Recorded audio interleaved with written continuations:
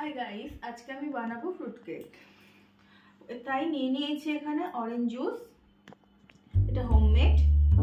এখানে dry fruits আছে, ময়দা 1 কাপ ময়দা, কিছুটা পরিমাণে বাটার, সাদা তেল, বেকিং পাউডার, বেকিং সোডা, টুটি ফুটি, সাজানোর জন্য কিছুটা ড্রাই ফ্রুটস।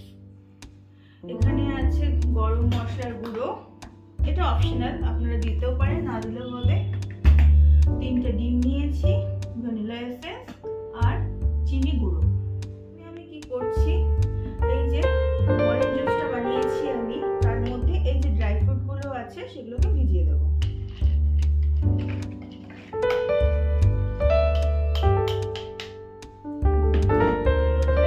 এরপর আমরা এই যে ডিমগুলো নিয়েছি সেগুলো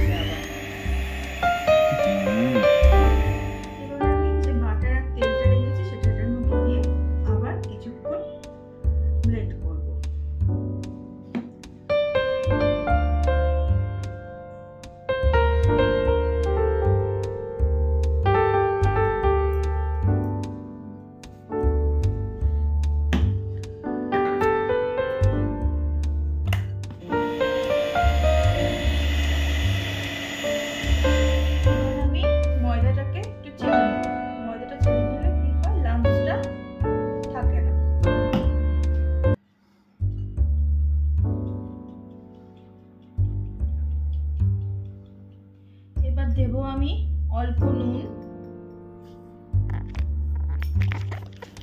আর একটু দারচিনি গুঁড়ো, এটা অপশনাল, আপনারা দিতেও পারেন নাও দিতে পারেন।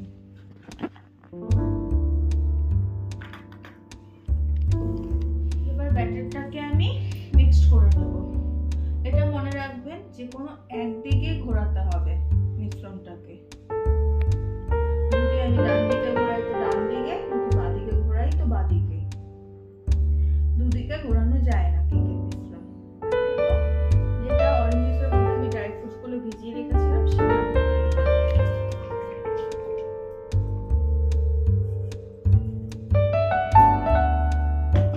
দেবো টুটি ফুটি। যেহেতু এটা ফ্রুট কেক, কিছুটা রেখে দিলাম গার্নিশিং এর জন্য।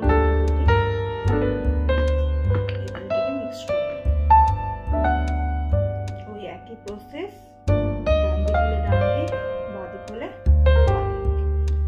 এরপর এর মধ্যে আমি দেব বেকিং পাউডার, বেকিং সোডা, এটাও আমি একটু চেলে নিচ্ছি।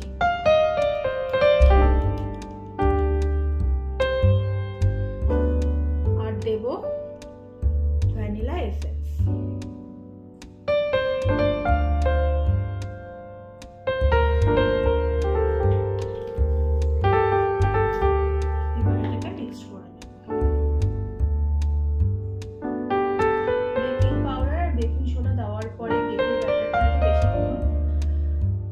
করবেন না, তাতে কি হয়, বেকিং সোডার যে হাওয়াটা থাকে সেটা বেরিয়ে যায়, তাতে কেকটা ফ্লাফি হয়।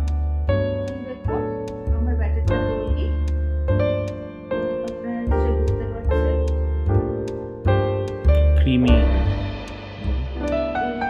কতটা কি ব্যাটারটা পাতলা করতে হবে বা গাঢ় করতে হবে আপনারা এইভাবে করলেই বুঝতে পারবেন।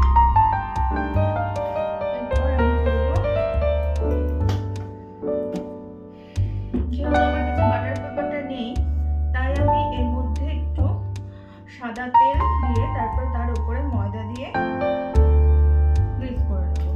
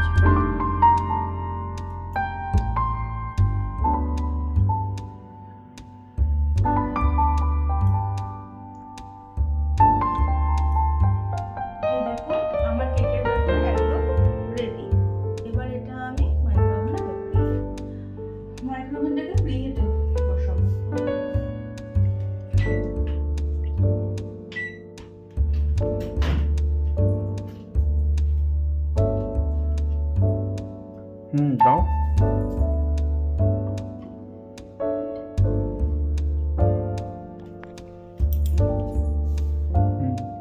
এটা আমি এখন 30 মিনিটের জন্য দিয়ে দেব। আধা ঘন্টা হয়ে গেছে, এবার আমি খুলে দেখব।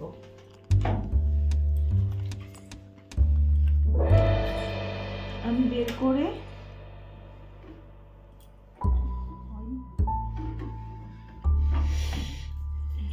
করে নিয়ে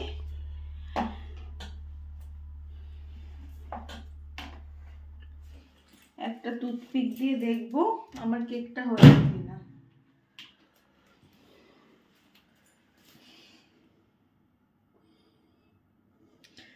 এই যে দেখুন কিছু লেগে নেই, তার মানে আমার কেকটা হয়ে গেছে।